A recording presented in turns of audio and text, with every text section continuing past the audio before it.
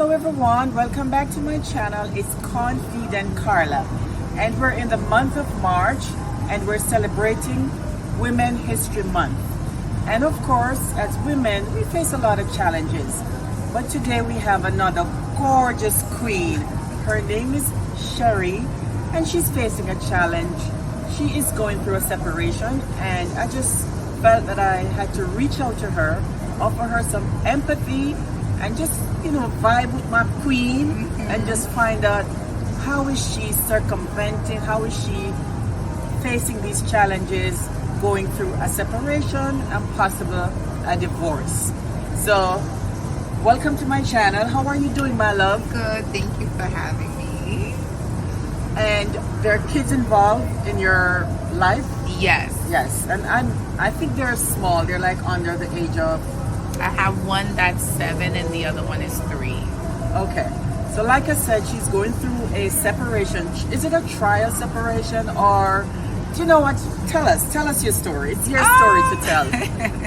I was married for about 7 to 8 years, and we recently decided to separate. That was a little bit hard because we've been together for 15 years. 15 years, wow. Yeah, that was my high school sweetheart, everything. Yeah, we both decided to separate. The decision was very hard, especially when there's children involved. I think when there's no children involved, the process is a little bit easier.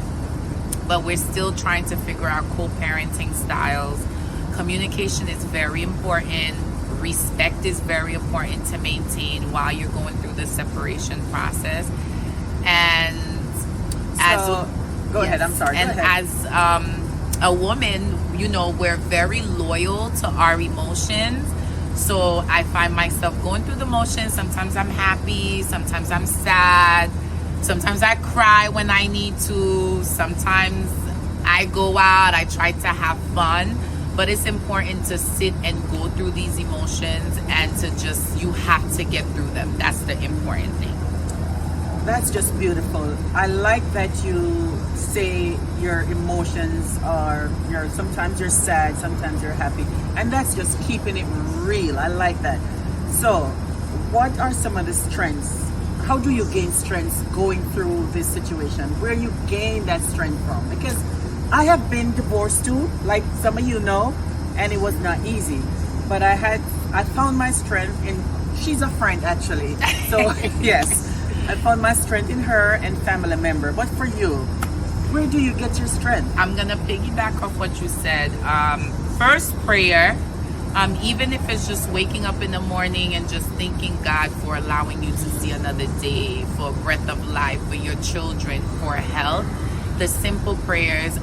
Friends, of course, you have to have friends that you can trust, that will support you, that is loyal, that will even just sit there and listen. Like sometimes I'll call her and I'll say, Carla, I'm going through it. She'll say, girl, tell me. And she'll sit there and listen. Sometimes you just need someone to just listen. Not necessarily to give you advice on what to do, what not to do.